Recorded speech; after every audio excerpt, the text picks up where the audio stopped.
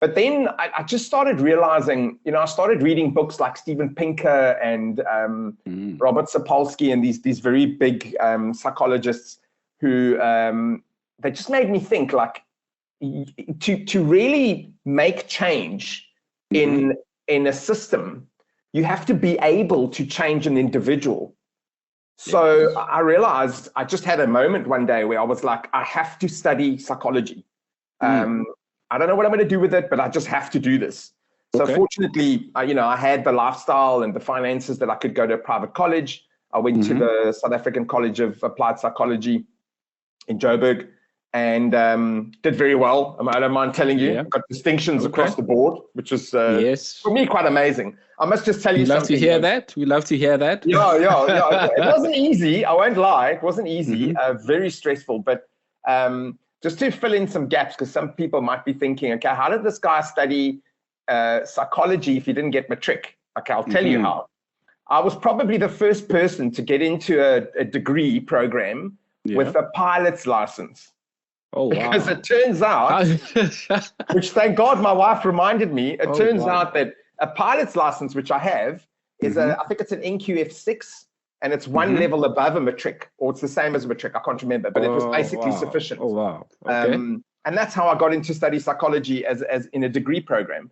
And then in the course of that, starting the degree, I started becoming more aware of ideology that comes into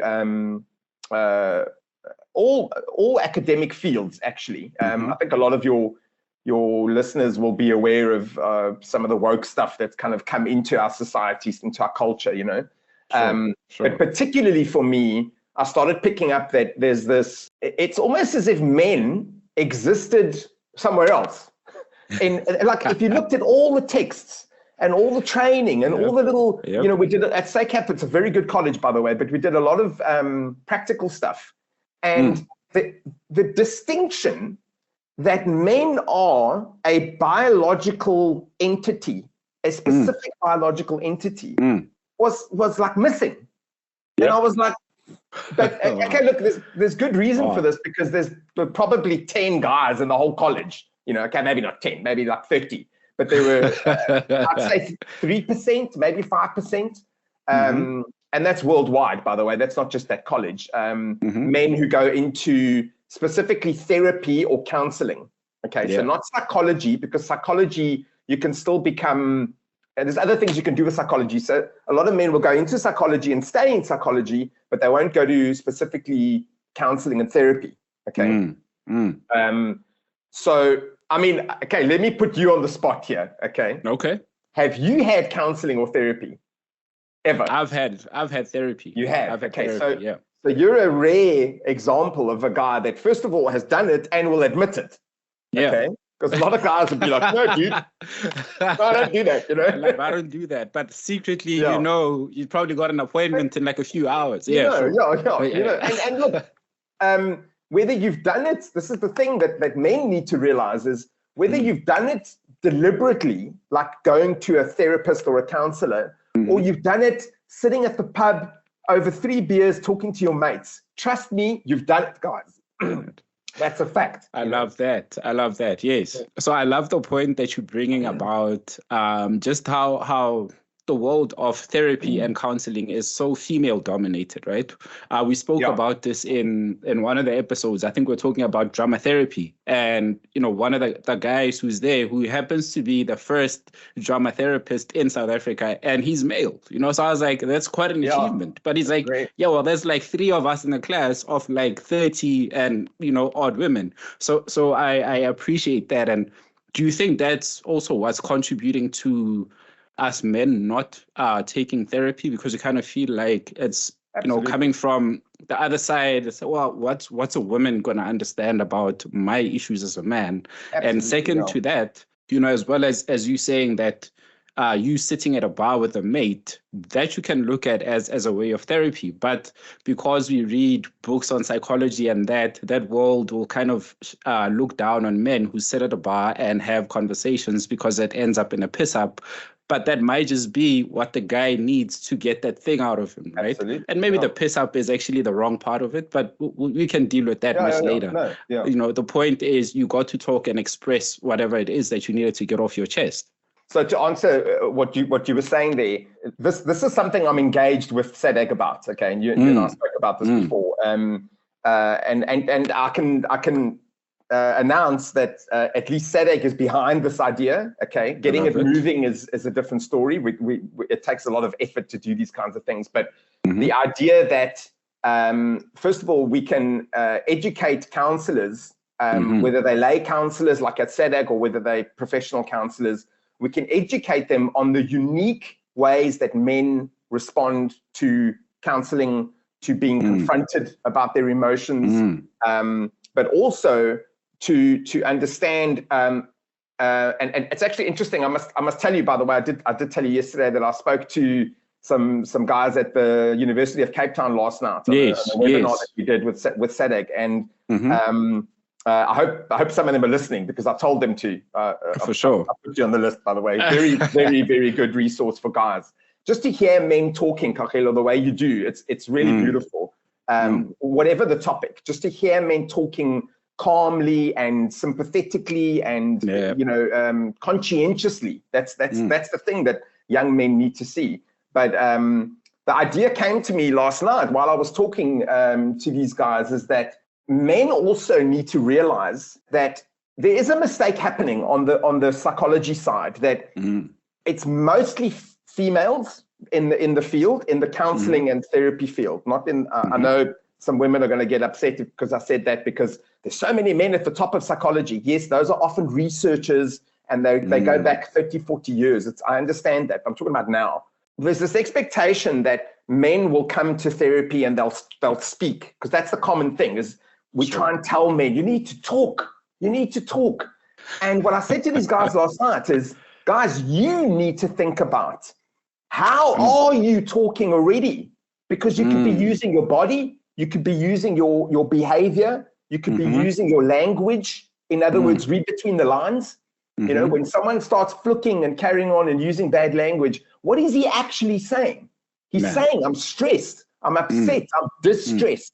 Okay, and I know we're going to talk about that just now, the spectrum of thriving and distress and how that presents. But I want to say to young men especially, guys, you have to, I'm sorry, but you have to take responsibility for you figuring out how are you speaking already, but not vocalizing. Because when you understand that about yourself, then maybe you can start putting words to it. So in other words, you can say, you know, you might get into an encounter with another male, okay, and the two of you get really worked up, and you realize afterwards that reason that happened is because you're really stressed and you've got no tolerance, right? Exactly. That's when you start realizing, yes, but it's because there's stuff going on in my life. So you realize it. So why don't you say to someone, you know what, that happened because I'm stressed. I'm stressed and I'm distressed. This is a key word. As opposed to saying you're anxious and you're stressed, just tell people I'm distressed about stuff. I mean, who in South Africa at the moment is not distressed anyway? You know, exactly. There's no point hiding it. Yeah, exactly. So I think that's part of the sort of equation here. But also, we do need to educate counselors on how men speak, how you can ask them about their behavior, and through those answers, you can identify how the man is already communicating his distress. Because that's what we're doing. You know.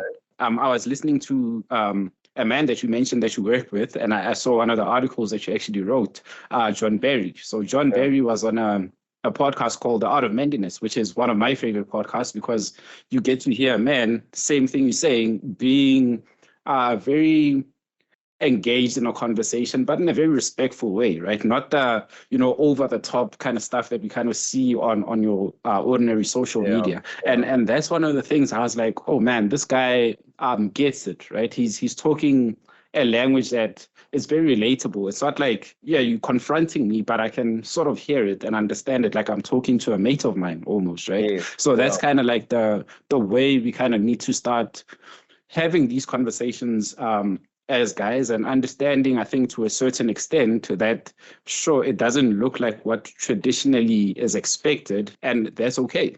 Be okay with it, but also, be willing to share and explore different things, I guess. Maybe I always say, get out of your circle. So my friends will know me for 20 years as a quiet guy, whereas if I go to another group of guys who don't know me, I don't have that, oh man, I need to protect this ego, so I can't open up. It's guys I don't know. So boom, here's this new person. So I feel like therapy for men is exactly like you're saying. You need to explore different things. Go play soccer with some guys, break a sweat, go do something, go to a braai. And I think in that instance, we share way more than we would if we were to sit with a therapist. So I appreciate that, man. But let's get deep into this. So, you wrote something about the rogue male. And when I read that, I was like, wow, this reminds me of Carl Jung's archetype. He talks about the shadow warrior, right? And I don't want to take your words away here, but I want you to break that down for me. So for us rather, what is a rogue male, and what's that concept all about? By the way, I just have to tell you, I loved the stuff you did with Warrior Rick. That was really good stuff. Yes, I appreciate that. I was a bit jealous that I wasn't in the room, because that would have been a very cool conversation. Well, we'll have a three-way at some point. Don't worry about it. That'd be great. Yeah, I imagine. Yeah, for sure. So the rogue male, and I chose that the wording very deliberately. Okay, it's a little bit to confront people, because believe it or not, when I first shared it, Twitter banned me. I'm not even joking, because they misunderstood the hashtag. Okay. Yeah. And I had to fight with them for about 2 weeks until they unbanned the hashtag. So if you just hashtag rogue male, you'll find there's a book called Rogue Male that was published like in the 70s, which apparently is very good and I believe about masculinity as well. But it's a fictional book, okay? And then you'll find my article as well. But the idea is basically, Kakelo, that we need to understand specifically the male psyche, the way a male brain works, which is distinct from a woman's brain. I know we were going to talk a little bit about testosterone, but I'll just throw that in here right now. Yeah. When you do the history of testosterone, there's no denying that we're flooded while still in utero, while you're still in your mother's belly. You're flooded with testosterone already, okay? People have to understand that testosterone is a very powerful hormone. It's not just a hormone, like we talk about other hormones that affect this and they affect that and whatever. If you give someone, I think it's 10 cc's or something of testosterone for a few days, you're going to see major change, okay? And unfortunately, usually not for the better. So you must understand, like people need to understand, men need to understand as well, is that you're operating under different levels of testosterone, but ultimately you're operating with this hormone in your system that has a powerful influence, okay, from childhood. It's influenced how you think, it's influenced how you react to threats, how you attach, which is a very important thing in your development. Attachment theory is a very important thing.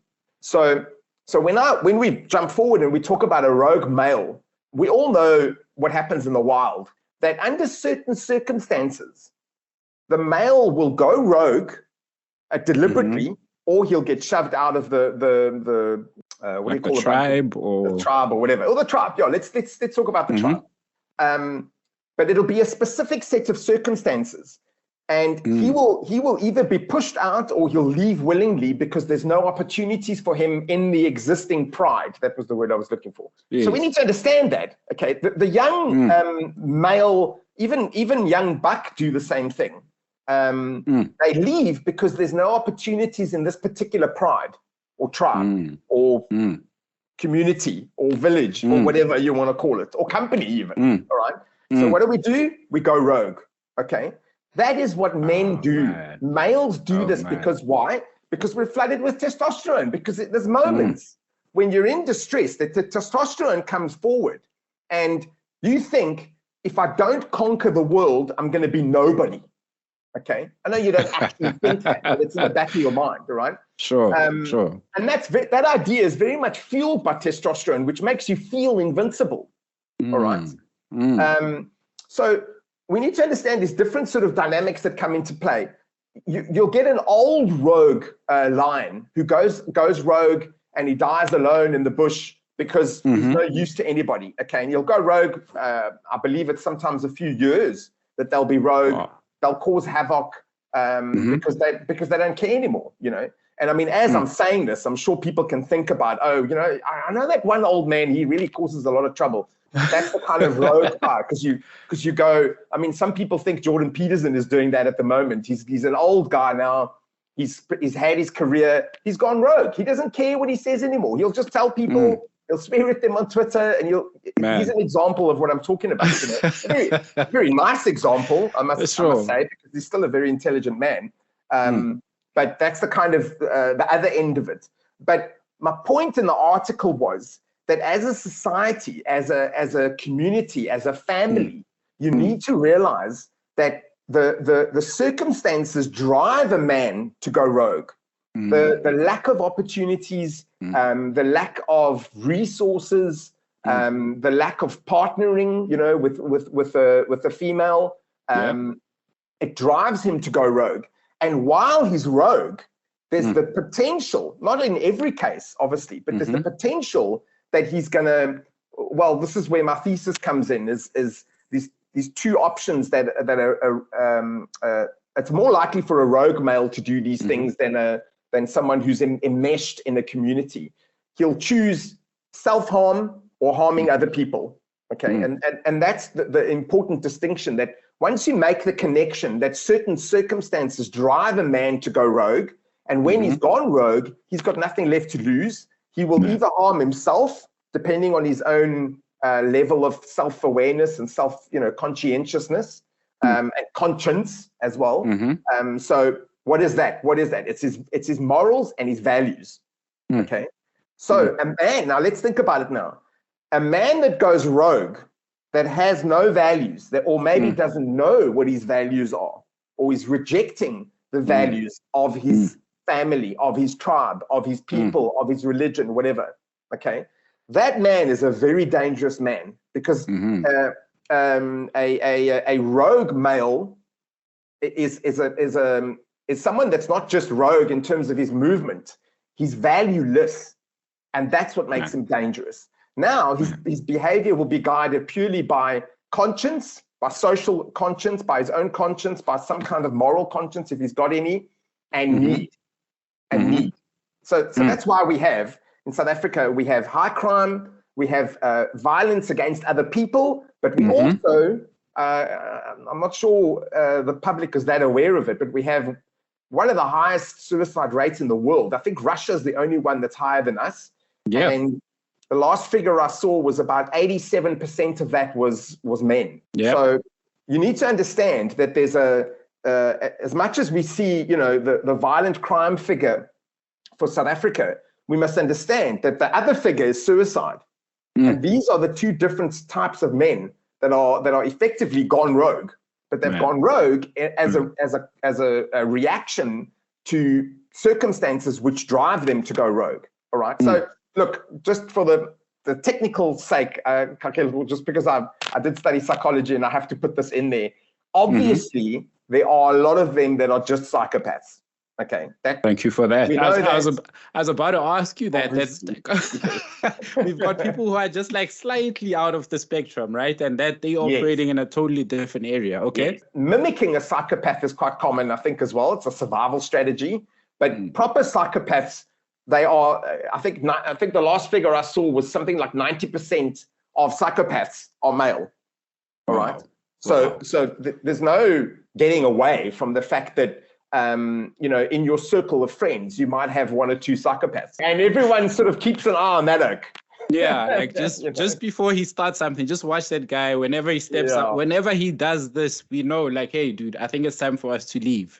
And that's it. I think I love what you're making there as a point around it's like a mythical kind of experience of the rogue male, right? And why myth is so powerful for us, and that worship of a hero, right? Like you're saying, testosterone is gonna kick in, and you're like, man, I need to do something because, like, what's there for me?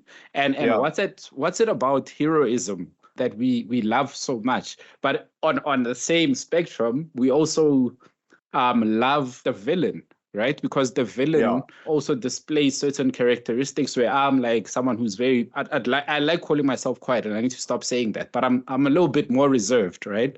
And when I see someone who's out there very boisterous and they're not afraid and they're out there, and I'm like, oh man, I like that, right? And I'll root for that guy. So we have these things that we see in a hero and a villain that are so attractive to us as men. But is that like the testosterone that's playing a part in that? Men organize according to hierarchies.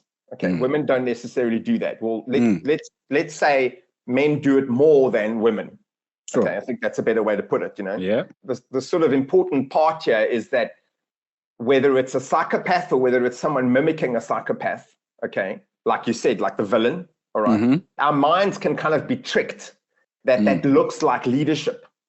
It looks like leadership. And this is the key. So I mean, I think it's very important that men get some knowledge on evolutionary psychology, because it's a very powerful explainer for how men behave. Personally, when I read evolutionary psychology, not all of it, some of it's a bit way out there. There's some theorists that are a bit out there, but when I read it, and I'll just to pin my position, there's a guy called David Buss, who's the sort of kind of father of evolutionary psychology, and he wrote books on male behavior. And I felt like I was reading about myself when he talks about how men's brains work, how we're motivated, what are the rewards, what are the incentives for men distinctly from women. So you need to understand that in your brain is hardwired to seek out hierarchy, and the men that are mimicking leadership, as I said, can either be just really good at mimicking, they can be like, you know, salesman kind of things, you know, or they're actually psychopaths, you know. Either way, men understand that it's essential for their survival ultimately. Okay, when I say it's essential for survival, what I mean is ultimately, not like today, you know, not like in this moment now. But ultimately, it's important for a man to recognize hierarchy, because there's a danger that the prime predator in the environment. Okay, so I don't like that term alpha male, but let's say the actual psychopath in the environment, who's maybe the CEO of the company, or whatever, or the head of the gang. Okay, we go those two different worlds. All right, we know, Kachelo, and this is the thing with men as well, that we need to be more honest about with the people in our lives, the women in our lives. We know that when conflict comes, if we don't avert conflict, so basically, if we don't avert conflict, the first victim is going to be me. Yep. Or you. Okay. Yep. That's the first victim. And if we're able to, we'll be able to deflect harm from our wives, from our children, from whatever, from the community, from our friends even. Okay. But it's a powerful thing that in the back of our minds, men know, and I think it's important for women to understand, because we'll get into situations where, you know, if, let's say you and I are walking down the street and I see body language at 50 yards away.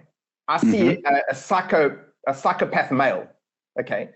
Now, I'm using that language because I studied psychology, but you don't know that language. All you know is that dude's got to walk, that dude, and he's coming this way, and oh, look, he's got 3 friends with him. And you already know. The brain is already calculated.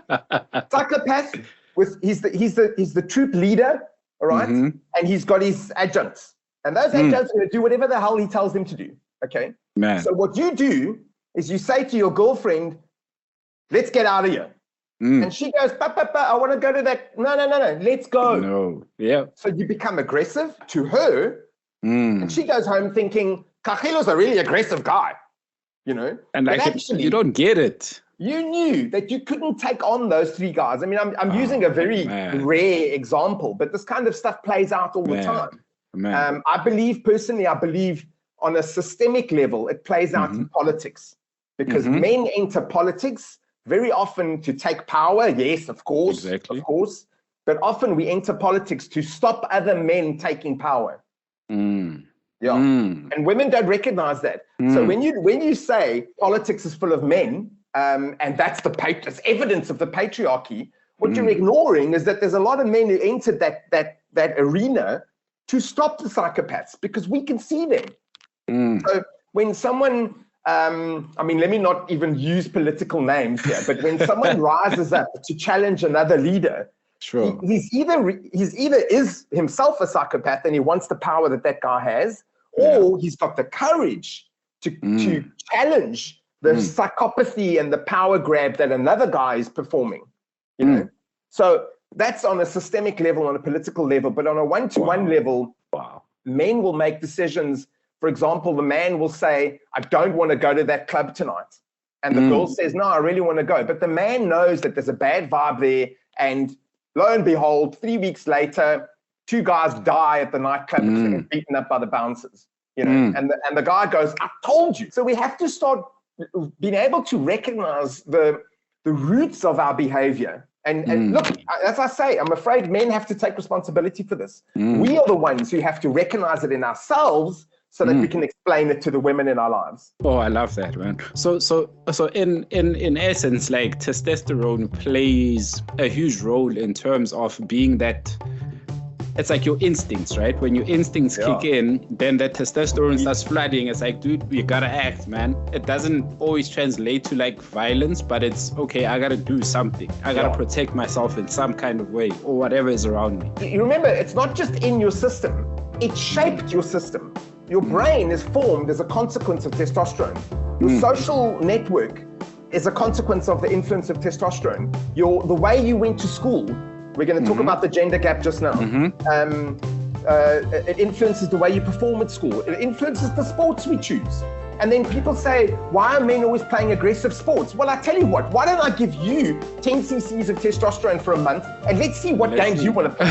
Because trust me, we're going to be in the remember the gladiators a couple of years ago, you know, we're going to be, that's the stuff that you want to do, because it's the only thing that burns off testosterone. And that's something that men need to understand. If you don't find a way to burn off that testosterone on a daily basis, you're looking for trouble.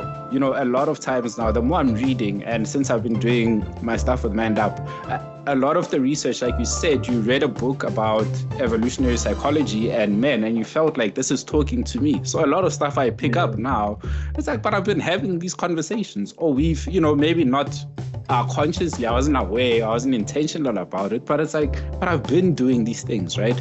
But there's a piece that's missing there, is the intentionality and also the education and understanding like where we come from as men, right? Like why are we in this way? You know, the muscles and all of these things, and why the aggression, why the fighting, why the violence. And when you start thinking about it, it's like, well, I could easily be that violent guy, but because I play sport, I do this, I ride bike, then that kind of decreases the chances of me going that violent route. I have to stop you. That's a very powerful thing you just said there, and I'm really glad you said it. I didn't say it. I could easily be the violent guy. Yeah, easily. Why are you not the violent guy? Because you have values which influence your morals, and that dictates your behavior. Okay. Man. So without the values, without the morals, I mean, look, values and morals are very much a similar thing. But without values, if you don't have values that you adhere to, that are obviously productive, okay, you obviously get negative values, then what's to stop you being the violent man? You know, so it's a matter of people misunderstand that it's kind of a miracle of the modern world that men are not more violent. Exactly. It's the safety and the ability to communicate and the relative comfort that we live in that allows men to do what we're doing now, which is talk about these things calmly instead of arguing about them. You know, whereas obviously with the levels of violent behavior by men in South Africa, obviously that's a sign that that's not actually functioning so well in South Africa. It functions quite well in other countries, you know. When I think of that, and I'm glad you brought that point, because then it leads me to the next thing where we talk about isolation or social isolation of boys and men. And I think, you know, and this is not based on research, it's based on what I've seen and kind of looking at guys who tend to spend time by themselves and not really exposing yourself to like different types of sports and getting that energy out of you or getting some kind of activity. Most of the time, it's like suicide is like your best friend right there, you know? Violence is your best friend because you kept yourself in this shell of, geez, man, I don't relate with those guys. I don't get along with those guys. I don't get those guys because they are this way. But it's like, but dude, if you actually sat there with those guys, you'd realize you're the same way. It's just that your reaction or your action when it comes to violence or whatever is a little bit different, right? Yeah. Why I said I could easily be that violent guy is because I've never been in a fight, Angelo. And why I've never been in a fight is because I know I'm like, now I'm getting aggressive. Dude, you need to stop this. Let's now change course. I'm going to walk away from here because anything that's going to happen from here is literally war. I don't know if I'm dying or you're going to die. But a guy who's isolated himself and hasn't expressed those different levels, hasn't engaged with men who've tested him, who've pushed him to a level that he knows or he doesn't know. You know, am I going to break? Am I going to throw fists? Am I going to pull out a gun? Whatever the case is. You know, if you now think of like isolation and men and boys, how does that impact on us, man? The modern problem of the incel, okay, I'm sure you've heard that term. Yes, yes. Mm-hmm. That particular phenomenon has a lot to do with the atmosphere that we've created about males. When we use terms like toxic masculinity, okay. Yes. When you have so much wealth in a society that the peak males will marry and remarry, never mind the ones that date and not date, multiple women, while men at the bottom of the pyramid seldom get access to any women. Okay. Man. Now, I'm not saying I could. If some woman's listening to this right now, she's going, "What are you expecting women to be more available?" You know. no, that's not what I'm saying. I'm just saying this is a systemic level phenomenon that we can see in the statistics. It's not something that's it's an individual's choice. It's ultimately what happens, and this again is evolutionary psychology that explains a lot of this. The only system of thought that really explains some of the stuff that we can see all around us. All right. So when we look at the isolation, there was just a study done. Well, I saw it a few weeks ago, where they showed that young men are statistically more likely to be isolated than women. So it's not something that we imagine. It's actually true. All right. Obviously, the modern world, technology has enabled this. We can play games all day. We can watch porn all day. We can chat with our friends in between watching the porn and the playing games. Okay, so a guy can go and on a computer game, he can go to Mars and blow up aliens. The next minute, he can watch his favorite porn, and 2 minutes later, he can be chatting with his mates. Okay, why would you ever leave your bedroom? Okay, if you're an undeveloped kind of already maybe introverted, or maybe you haven't had the role models that you need in life. Wow. So the technology plays a big role in this. Okay, so remember the generational influence that when you try and explain this to your father, he's going to be like, hey, I don't understand that stuff. But he doesn't have the access to the technology with the brain of an adolescent, which is heightened to all sorts of threats. His brain is firing on all cylinders. You know, once you pass 25, that threat level reduces and you're able to make better choices. Okay, that's a fact. Again, this is the stuff that we know in psychology. So I think we must just understand that the technology is feeding the isolation of young men, and that then itself becomes a threat to society. Wow. So this is not something that we can ignore. So I want people watching, I want to say this, actually, it's a very important thing. I'm writing an article actually for John Barry about this right now. Okay. I want to say this, that when you use the term toxic masculinity, Unless you're having an academic conversation with people who understand the actual complexity of that concept, you're actually creating another male who's isolated, who's angry, who's depressed, who's bitter. Because why? If you're 14 years old and it's not your fault that you're starting to grow a beard and your balls are getting bigger and your muscles are getting bigger and everything's changing, it's not your fault that you've got toxic responses to the environment. It's not your fault. So when someone blames you, and it's all over TV, it's all over the internet, I've had people to my face, people who I later swung to my side of the camp, by the way. But I had women to my face say that men are trash. Hashtag men are trash. Okay. And I you'd be proud of me. I stayed calm and I was like, what would Angelo do? Yes. No, because for me, that's not in my. When I was younger, I would have reacted, maybe not violently, but I would have said, "Oh, you don't know what you're talking about," and I would have walked away. You know, or I would have told her she's stupid or something. Instead, I gave it time. You know, and I showed her that effectively, men can be toxic. Okay, depending, men can be rogue, men can be toxic. It's the same thing. All right, depending on the circumstances. Depending on the threats, the threat levels, okay? What are the threat levels? If going rogue is the only way I'm going to survive, I'm going to go rogue. Going rogue. Trust me. Bro, you know? Sure. So I just want people to understand that every time you recycle that horrible phrase, men are trash or toxic masculinity, you're actually somewhere in the world. You know that thing about the butterfly flaps its wings in the Pacific Ocean and there's a hurricane in the Atlantic Ocean or whatever it is. You know, I'm probably getting that all wrong. But that's the kind of thing I'm talking about. You must understand that there's probably 10 men will go rogue because of hearing this constant men are trash and toxic masculinity. When it's obviously not true. When you look at the fact that everyone has a father, everyone has a grandfather, everyone has a brother. You know, Angelo, just on this point, I want to make a very important point for the men listening. The man that's listening who goes, yeah, but I'm sick and tired of hearing that, and you know, he's getting angry. Okay, guys, you must understand. It's up to us to change the atmosphere by behavior. Okay, but at the same time, we must have some faith in the knowledge that it's male hands that built the world you see around you.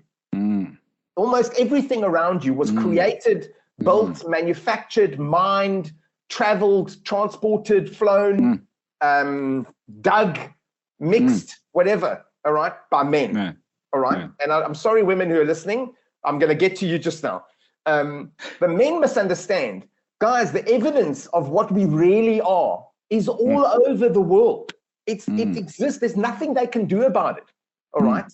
You are the ones who are fathers to children, your husbands, your leaders in whatever community, all right?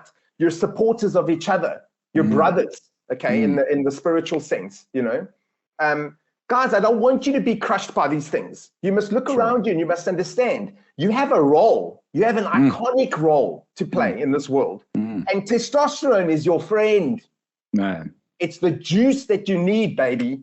Because without that, think about it. You're dust. You're dust. You're dust. And then just for the women, just if any women are listening and they're going,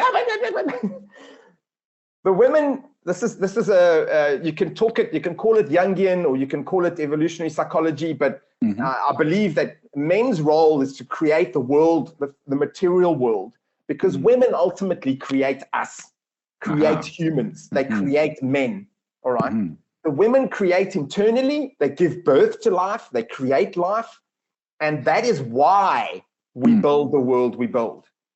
Man, oh, that's so powerful, man. And I also gotta commend women for that, because you know, I was listening to something about the process of a baby, you know, how magical that is, that you actually go from this, I call it sperm, to living in water with no breath, to eventually getting out into the world and becoming that's like a magical experience. So of course you commend women for what they do.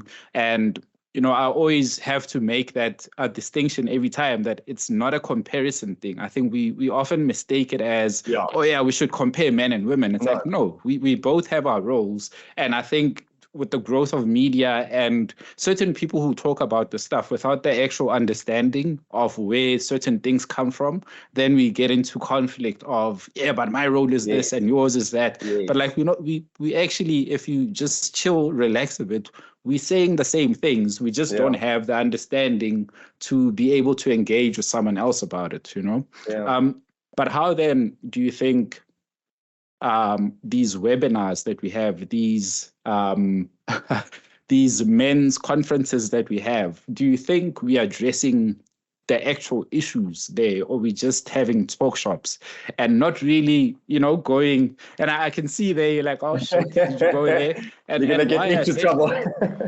And I'll mention why I say that, right? So I was at a conference the other day, and one of the guys in the audience actually got up because there was a woman who spoke at this event who had sponsored the event. But the invitation had specifically and explicitly said, this is a men's only event. And this man got up and was like, listen, I understand she sponsored the event, but why is she here, right? This is meant to be a safe space for us. And you guys are there talking about, we need to be vulnerable, we need to be whatever. You're telling us about your father's stories, but you're not talking to me, my dude. Wow. You're not connecting with me. So I kind of feel like you just brought us here for, a little celebrity showcase. And I was like, it's not a nice thing to hear when you've organized such a huge thing and there's so many people there. But if you actually listen to what this man is saying without that, okay, shit, we need to cut his mic off. Just listen and engage with him. Listen and engage with him, then you'll get more, right? So is this a global thing that's happening, that we're all talking to men, but we're not listening to men? We must just understand that some of the men who kill themselves might foresee a future where them existing will cause more harm.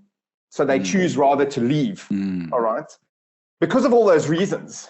And I've seen this, and I know you know, but I won't go into too much detail. I can just say to anyone who's dealing with men, who's involved in organizing these kinds of things, especially physically, okay, maybe online there's a little bit of nuance we can work with because it's online, it's Zoom or whatever, but especially in person, a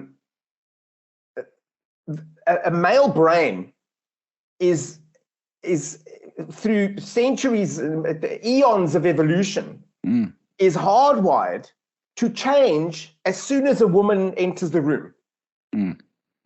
Okay, so obviously some of the women now are probably going, yeah, well, we know about that, but that's not necessarily all I'm talking about. Obviously the men's attention goes to the woman, but if a man now has been encouraged to talk about those deaths, those types of deaths that he's experienced, okay, that is an extremely vulnerable place. It's not just a vulnerable place, it's probably an existential vulnerability, all right?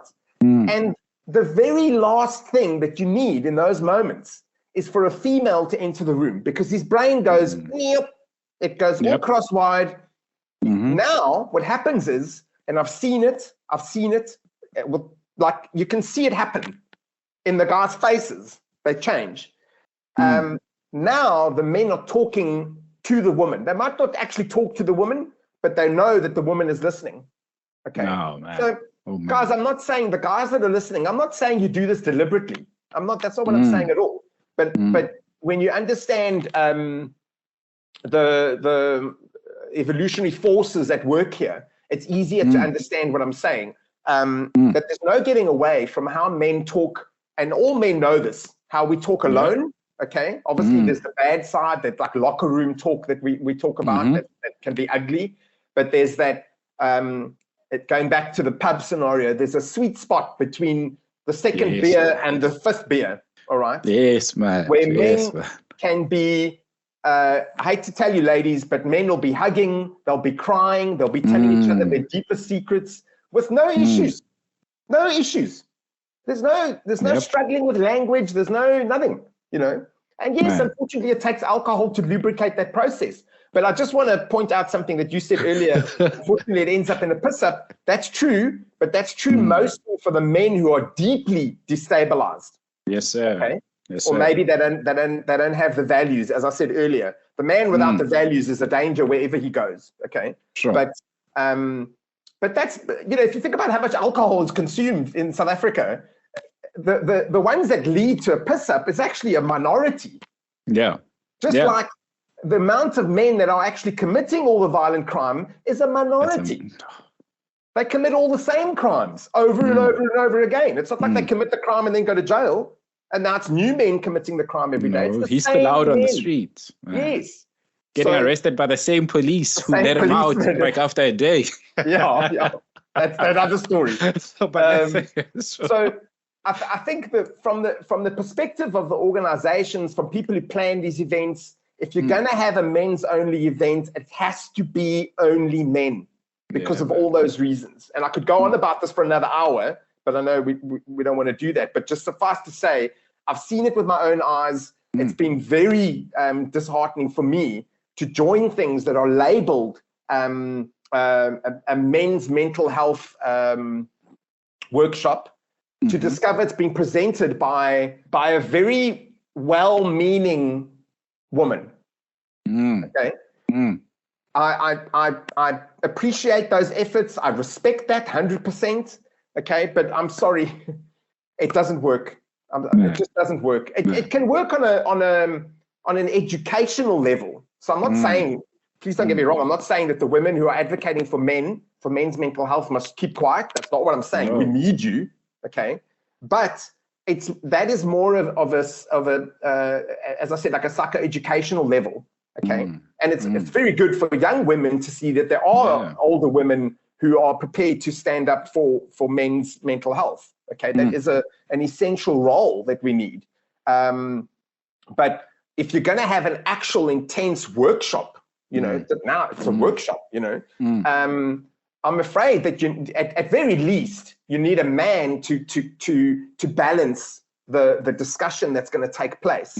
I wish that people would dedicate space to men speaking freely, like what you've done with your support group. I mean, you don't let women into the support group because they want to join. Nope. No, I mean, it would change the language completely. So we need to understand that we need to do something about this so that we can pull back the men that are committing the violent acts, but at the same time we can address the men that are seeing no way forward but to take their own life.